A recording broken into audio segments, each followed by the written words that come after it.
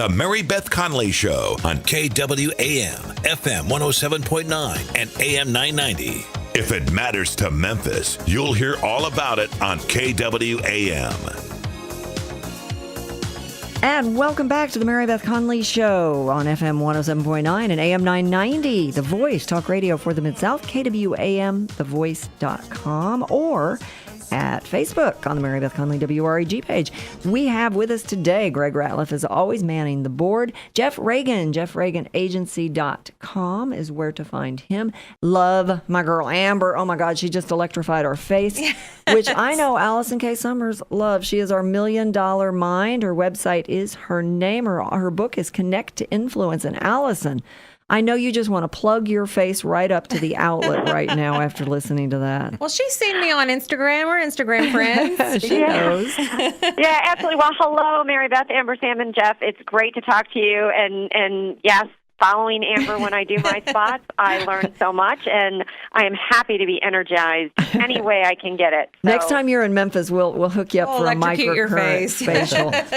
Okay, yeah, so you have something that's going to excite us in a different way. 5 questions to save you time and money in business. Those are 2 of my favorite things to save, because I know for most of us, time is money, right, y'all? Yep. Time's worth more than money to me these days. Absolutely, you got to. Okay, so hit us up there, $1 Million Mind. Are these questions we should ask ourselves? We should ask our clients? We should ask who? What are these questions? Oh, yeah. So we're going to work on earning our $1 million by good old-fashioned communication skills. And Marybeth, I know you are all about common sense, so this is a great segment for you. But sometimes the best results come from the smallest actions. And so what we see in the workforce today, and I am all about technology. We do talk a lot about technology, but you see so many businesses invest in project management platforms. And I don't know, Amber, Sam, or Jeff, if you have any of these. And I'll name drop a few, not endorsing any. But Zoho, Trello, Smartsheet, Basecamp, right, Monday, TaskWorld, right? So everybody's rushing to do these project management skills, but you can't miss good old communications. So the tip for this month is I want to suggest to everybody from the front door to the back door of your operations, get comfortable with knowing these 5 simple questions. And they're not micromanaging, they're clarifying so that we can be efficient and get our jobs done and save money. So you're ready, Marybeth? I'm ready. Okay. We've got our notepads ready. I always take notes on her. I love her segments. So again, these are going to sound so basic, but the first one is what do you need from me? Like, seriously, what do you need from me? People rush by and spout off instructions, or they shoot it over email and expect perfect delivery. But if we go back and think about college, you would have never submitted a paper for a grade without knowing how you were going to be judged. Right, but your syllabus. Yeah, that's true. Yeah, like how many points you would get for this, how many points you would get for that, et cetera. Right. So the first clarifying question is what exactly do you need from me, or what exactly are you asking for? And don't hesitate if you're an employee to grab your notepad and pencil and go back into the office and say, hey, I know you asked for this, but before I start working, let me be clear. And which leads right into the second question, what do you need it to look like? Because we have technology, people are so quick to be like, oh, I have to create a PowerPoint presentation, and then they just start designing stuff without doing the content or the outline. Same thing with Excel spreadsheets. I am a huge fan. I'm a very visual person, and I'm a very visual manager, that if I'm going to ask somebody to make a spreadsheet for me, they're going to get a scribbled piece of paper that has, like, the tables and the columns, but then they're going to give me something really clear on spot the first try. And, so you can see that, right? Like, never design a presentation without doing a basic, take a piece of paper, draw squares, write your storyboard. Yeah. And it makes sense. It does. Or even if it's just a design element, like if I'm going to do, let's say, a PowerPoint for Amber's business, let's say she's a client, and she likes more floral, soft, botanics, but I like edgy, bright colors. That's not going to work for her, right? So we Right. Okay, cool. Yeah, what do you need? So what do you need from me? What do you need it to look like? Here's my favorite one. What are you going to do with it when I give it to you? Huh. So That sounds pushy to me. Why do you ask that question? It does sound pushy, but trust me, it makes a difference. Because we go back to how is this going to be graded, right? Are you asking me something that, so example, let's talk about like Jeff, maybe with your business, if you ask somebody that works in your office to pull some numbers for you or give you some data or put it in a spreadsheet, do they know if it's just for you because you're doing some internal analysis and you don't care if it's down and dirty, or are they going to create something for you that you're going to actually put right into a client presentation? Does that make sense? That makes perfect sense. It gives you the why. Yeah. Yeah. I actually have a great important example for that. Sure. Like I have an employee, I've been having her make memes for me for Instagram and Facebook, and they're beautiful, they're floral, but again, because I didn't let her know what I'm using it for, I can barely see the font. And so I have to keep going back and saying, well, I feel like the font needs to be bigger. You need to be able to see it. And so, like you said, it took about 3 times as long to make this one meme because I was not specific enough with my instructions. Huh. And she took it as, oh, you don't like this, you know? Oh, yeah, so you hurt her feelings. Right, yeah, so I'm going backwards instead of forwards. Give her a microcurrent facial, it'll be fine. And for you, Jeff, if it's a client situation, you're really messed up if your employee gives you something that looks a little casual. Yeah.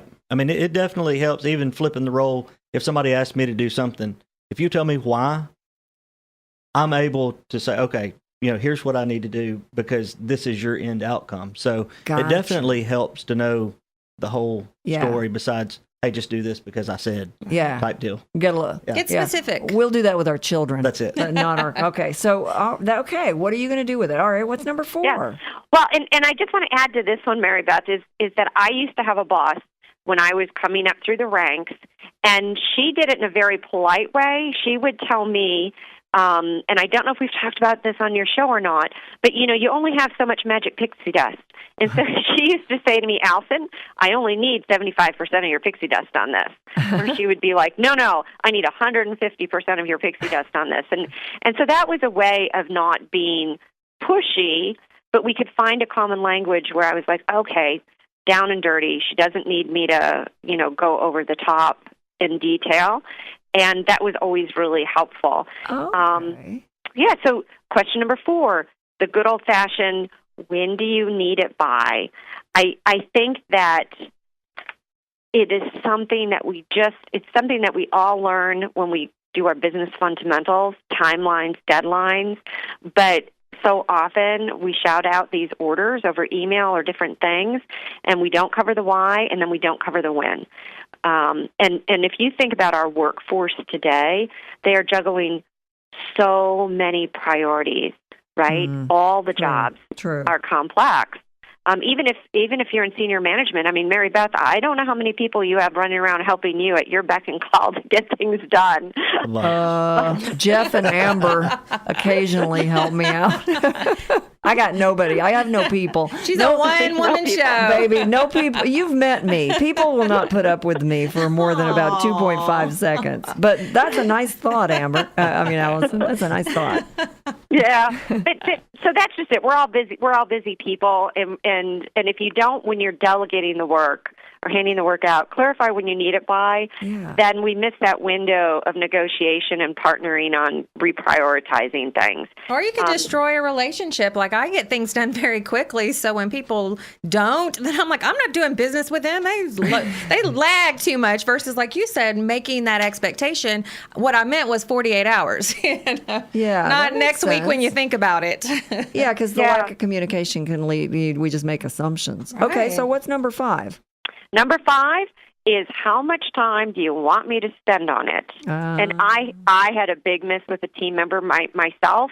I love doing these, Marybeth, because it always makes me do a reality check for my own business life. But I had somebody that I had asked for her to pull some data for me and get it into some tables, and I had covered like the first steps very clearly of this 5-question process, but I didn't clarify how much time. And I was expecting, kind of like Amber Sam, like you're thinking, that it was like, oh, this would be like 30 minutes. 2-3 hours later, that's all she had worked on. Oh.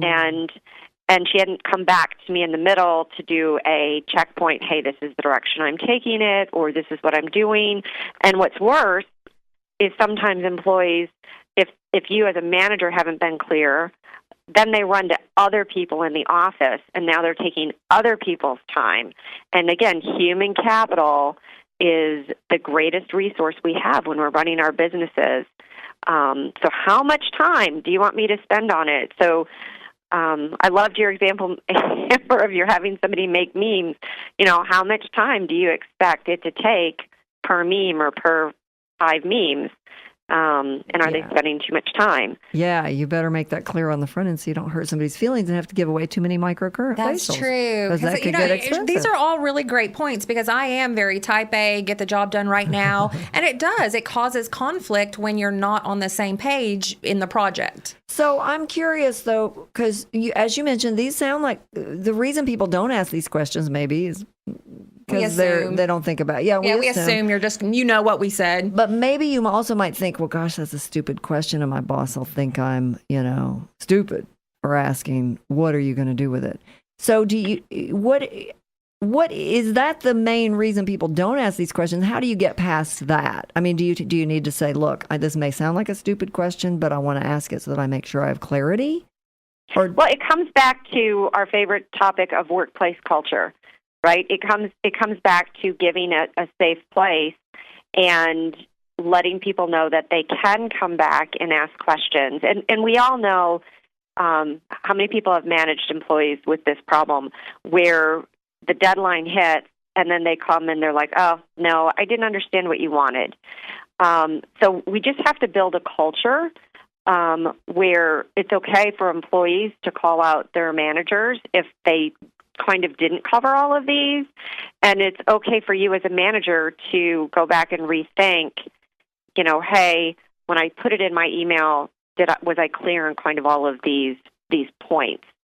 Because again, what we pay employees when you add their salaries, their benefits, their anything that you roll into it, we spend a lot of money on our FTEs, and it's not even that.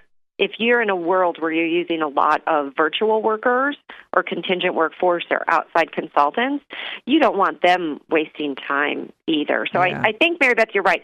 It has to be built into your culture. And like I said, I like to have a culture where we kind of make fun of some of these things. We call them, at my nonprofit that I work at, sometimes we refer to them as games we play in business. And so if we know what the game is, then it's fair game for my staff to come back and laugh and go, okay, I'm coming back because you didn't give me everything that I need to get the job done. And there's no blowback on that. I love it. Okay, kind 5 of a formula questions. for good communication. I love it because it's really just a miscommunication that costs you a lot. And like you said, your employees, your culture, your consistency costs you time and money. Yes. Absolutely. Okay. I love it. Thank you so much. You are indeed our $1 million mind. We feel $1 million richer. I always take such great stuff from this segment, Allison. Well, it is always a pleasure to join you, and as I said, now if my staff listens to this, they'll come after me this next week. So they should feel free to go to the Facebook page, Marybeth Conley, WREG, and you can comment on whether Allison does ask these questions appropriately, because and when she doesn't, report back. There, we'll call her out. Thanks, Allison. Marybeth, I'll have to post a picture of one of my really cryptic sketches of what I give somebody to do my Excel sheets. Because those are quite amusing, too. But they get the job done. I can so thank you imagine. again, ladies. Thank you so Thanks, much. Allison. Thank you. AllisonKSummers.com, our $1 million mind. I love